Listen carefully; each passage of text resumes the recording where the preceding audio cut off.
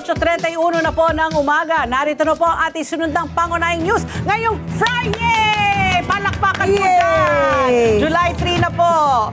Tinapos na po ng Iglesia ni Cristo ang isinagawa nitong rally para sa katotohanan at katarungan. 3 araw itong tumakbo at sa unang 2 araw, June 30 at July 1, ginawa po ito sa EDSA People Power Monument sa White Plains Avenue sa Quezon City.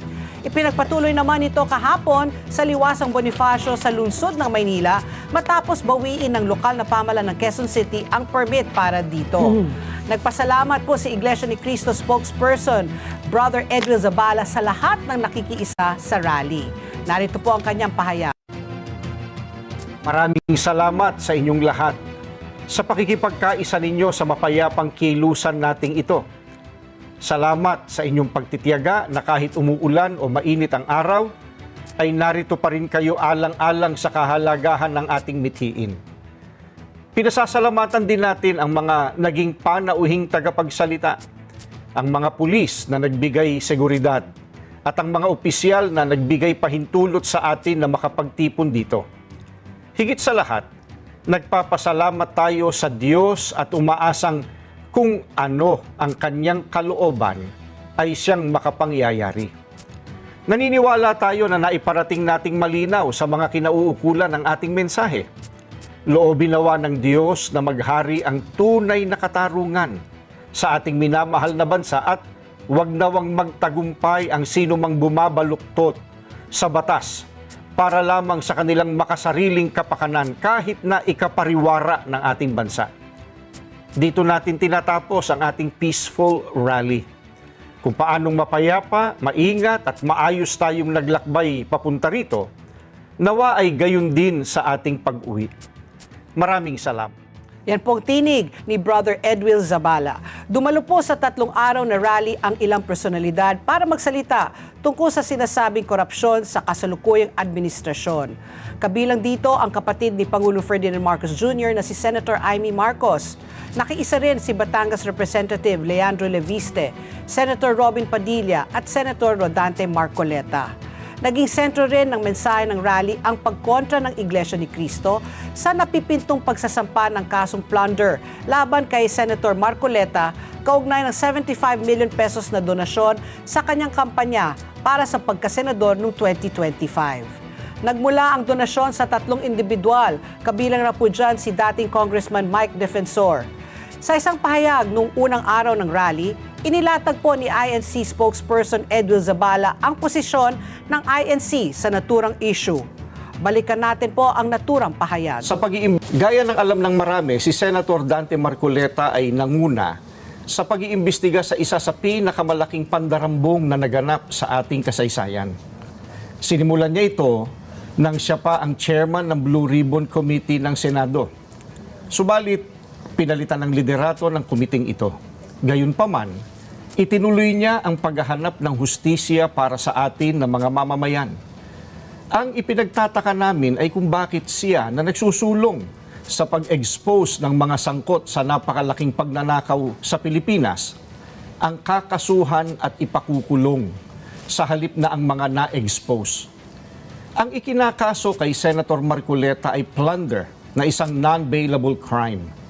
Sa makatuwid, ipakukulong siya at hindi pwedeng magpiyansa hanggang hindi natatapos ang paglilitis sa kanya.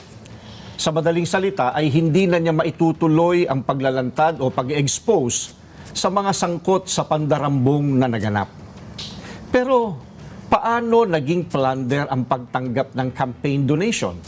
Hindi naman galing sa kabangyaman ng Pilipinas ang tinanggap niyang donation mula sa mga sumuporta sa kanyang pagkandidato bilang senador at mismong ang COMELEC ay naglabas na ng desisyon na walang krimen na naganap sa pagtanggap niya ng campaign donation.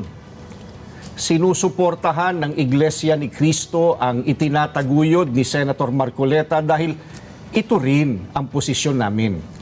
Nananawagan kami para sa transparency, accountability, justice, and peace. Kaya, nais naming iparinig sa mga kinauukulan na kahit ipakulong nila si Senator Marcoleta, ay hindi kami titigil sa paghingi ng katarungan para sa mga kababayan natin na ninakawan. Gusto naming ipaalam sa kanila na isang injustice ang selective justice. At hindi kami mananahimik sa harap nitong napakalaking pagyurak sa katarungan na hinihingi ng ating mga kababayan. Tinig muli ni Brother Edwil Zabala. Samantala, sinabi po ng Philippine National Police Criminal Investigation and Detection Group, National Capital Region, na handa itong magpatupad ng warrant of arrest laban kay Senator Marcoleta oras na inilabas ito ng Sandigan Bayan. Ayon po kay CIDG NCR Chief Police Colonel John Giagi, wala pa naman silang natatanggap na anumang warrant laban sa kahit na sinong mataas na opisyal. So gaya nga ng sinabi natin, nagwakas na yung kilos protesta for peace and transparency last night. And yun na nga, aabangan natin po kung anong magiging susunod ng mga, kasi sa Lunes na, yung trial, impeachment trial ni VP Sara. Oo. Sayang nga Pat, bilang baka gabi, nagtapos yan ng alas 8 ng gabi, Oo di nga ba? daw. Pero alam mo ba, past 8 o'clock, ang dami pa rin dumarating sana ng mga kababayan natin kasi nanggaling pa sa mga probinsya. Oo, kasi gusto rin talaga nilang makiisa. Sumali. Ayan. Oo, makiisa. Samantala, sa iba pa pang balita, gagamitin ng Office of the Ombudsman ang testimonya ng 8 sa 18 nagpakilalang bagman ni dating Congressman Zaldico para sa inihahandang kaso laban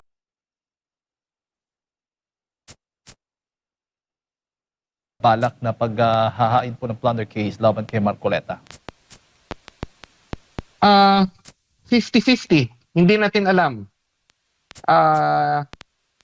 Dahil pwede nilang tignan na the only way na humupa yung galit o pagpoprotesta ng INC ay hindi ituloy ang kaso kay Senator Marcoleta.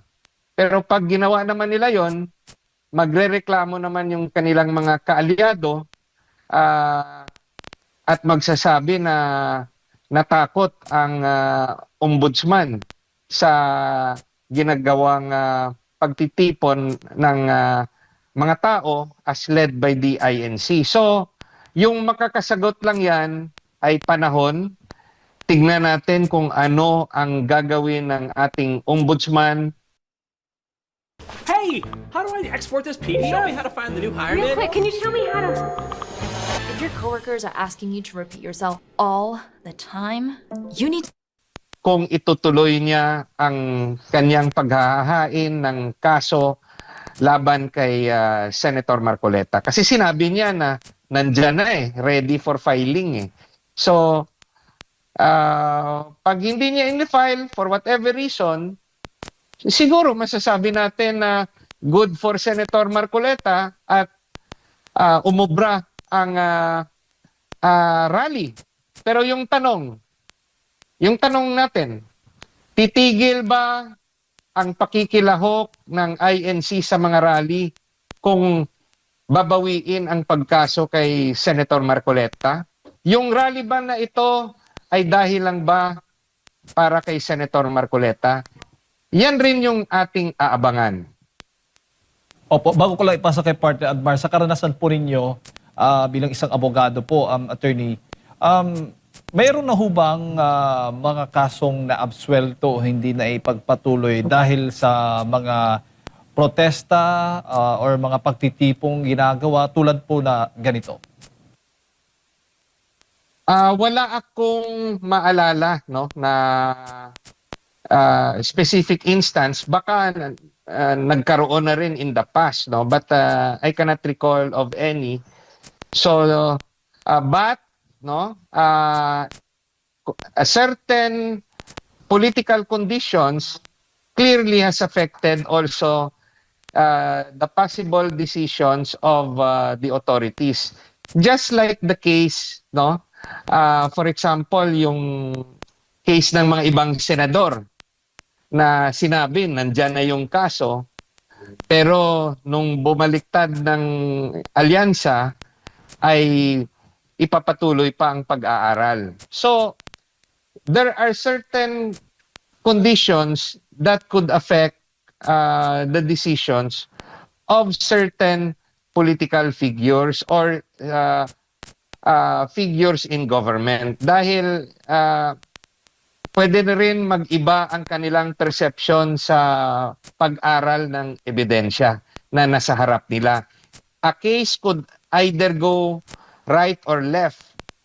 Pero kung yung kanilang personal na simpatiya ay magsasabi na ipa-dismiss ang kaso, o doon sila pupunta. Pero kung yung personal nila na konsensya magsasabi nga ituloy ang kaso, wala rin tayong magagawa. Yan po ang advantage when you are in power. Gaya sa ngayon, sa tingin ng kaalyado natin, no, na for example, the ombudsman, who is a former DOJ secretary, is allied with the sitting president. That is a natural and logical conclusion na may isip ng mga taong kumukontra sa mga pahayag o mga actions ni Ombudsman ni Remulla. Opo, attorney, si Admar ulit ito. Dito tayo sa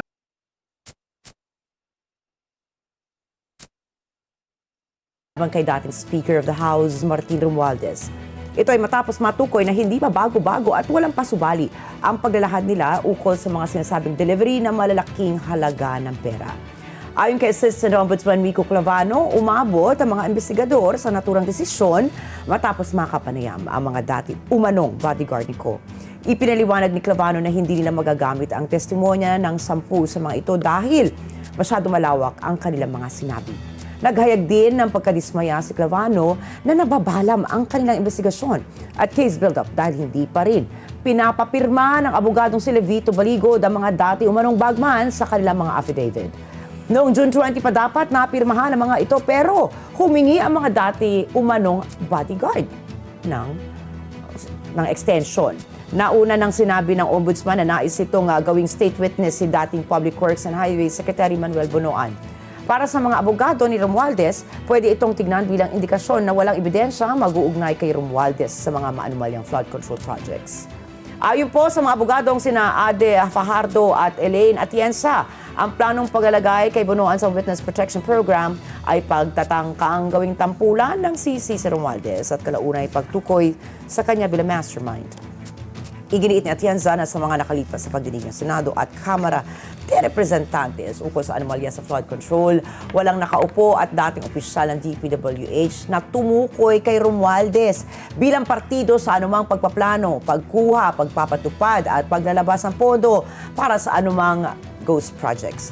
Kahit si Bonoan anya ay hindi kailanman binanggit si Romualdez.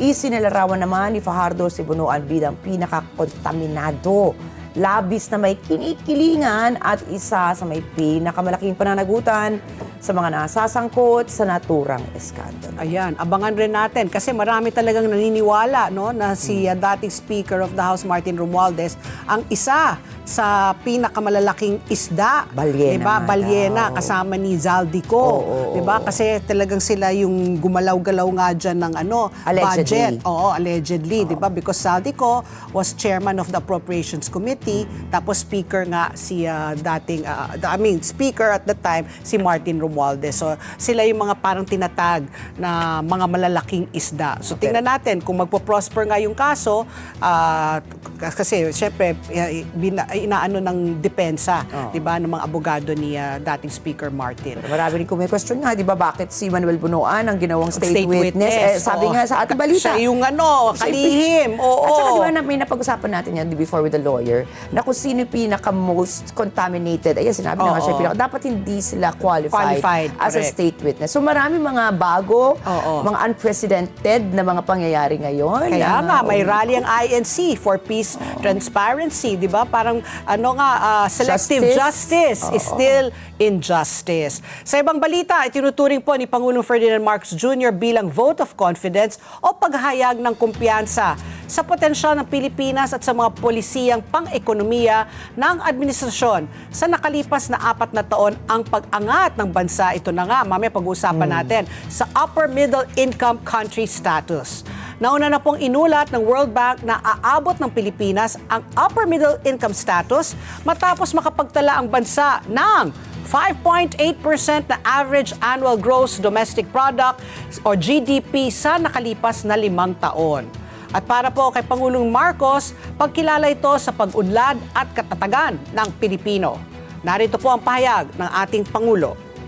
For years, Filipinos have worked hard to build this country. Today, the world has taken notice. The Philippines has officially become an upper middle income country. After nearly 4 decades as a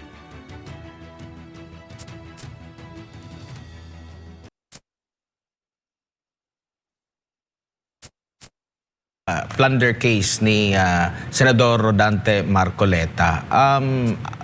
Meron kasing binasura na ng Commission on Elections yung unang sinasabing election offense na nakomit dahil hindi nagbanggit or hindi na isama doon sa SOSE, no? At ngayon umusad naman ito sa ombudsman na umano'y plunder. Yung dalawang kaso na yon, wala ba itong hindi ba ito makakaapekto yung unang pahayag ng COMELEC dito sa naging decision din or magiging decision pa ng ombudsman na maghain ng kaso kay Senador Marcoleta? Doon yung pumapasok, no, kung titignan natin dalawang magkaibang batas, no? Yung sa election law, it is a violation if you do not declare your donor in your SOSE. But yung sagot naman ni Senator Marcoleta, tama naman. Why would I declare my donor when, let's say, he received it before the campaign period? Because of under the Peñera case, candidates, no, those who filed their candidacy only are considered candidates during the campaign period. Before, let's say, the 90-day period, it is not yet a campaign period. So, they are not obligated. Imagine being able to build an app with your name on it just by thinking about it. Meet Base 44. To declare, no, let's say, may donation before the campaign period. Yung interpretasyon ni Senator Marcoleta at interpretasyon rin ng COMELEC, kasi pinanalo nga siya dyan, there's no need to declare it because hindi pa siya kandidato. So, nalusutan ni Senator Marcoleta yan. Kaso, yung interpretasyon naman ng ombudsman is not based on an election offense.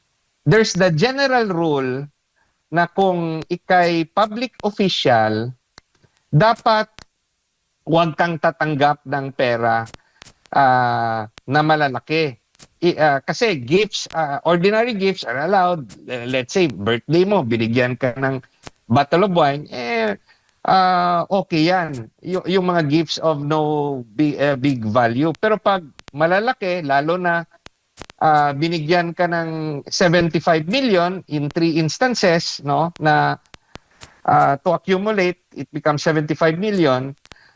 Sa interpretasyon ng ombudsman, nag-violate na yan ng corruption laws natin. And dahil sa kanyang amount ay more than 50 million, it falls under plunder based on the present let's say, pronouncement of the ombudsman. Now, how can Senator Marcoleta properly explain that this is not covered by the corruption law or by plunder? First, he has to prove na ginastos niya to sa eleksyon. So that will show that indeed what he received, he really spent it in the elections. Now, for example, if based lang sa aking memory, I think more or less he spent, for example, 100 million for the campaign, which is more than his SALN, kasi yung SALN niya, let's say based on my memory, more or less dineclare niya 50 million. So, he spent more than his SALN. Siyempre, may pinanggalingan yung ginastos niya. doon niya masasabi na that proves that I spent it, whatever he received, which he is not legally obligated to declare in his SOSE, he spent it for election and not to accumulate for to enrich himself. Now, hindi niya naman kasi pwedeng igastos lahat ng pera niya para lang sa eleksyon. Siyempre, nagtago rin siya. So for example, he spent 100 million. May nagbigay sa kanya 75 million. So, 25 million comes from his personal funds. So, yan yung pwede niyang ma-explain sa ombudsman na I really spent it for election and it's not for reason of graft, for reason of my public office. Because the very reason nga ang laki-laki ng gastos ko sa kampanya kasi may nagtulong sa akin at ginastos ko dyan. And under election laws, that is a valid reason na to justify na makareceive ka ng pera. Yun lang, there is an additional issue against him. Bakit hindi nilagay sa SALN na may donation? So, tignan rin natin kailan niya ginawa ang kanyang SALN. Pag ginawa niya yung SALN niya, let's say before the campaign period, let's say exactly on the day of the campaign, the first day of the campaign period, hindi niya pa nagastos lahat ng 75 million. So, dapat nakalagay yan dyan na may malaking pera siya sa kanyang SALN. But if his declared SALN is dated before he received the donation, syempre, hindi yan nakalagay dyan dahil na-receive niya lang yung donation after he prepared the SALN. So the date of the SALN is very important. Is the SALN dated before or is it dated after he received the donation? Yan po yung dapat matutukan natin. Kasi if he receive it, if the donation was made after the SALN, naturally, hindi niya, there is no obligation for him to place there an amount which he has not yet received at the time when he prepared his SALN. On the other hand, if he received the donation after, let's say, before his SALN, accessing a building should not be this frustrating. But with old systems, it often is. Broken buttons, hard to hear audio,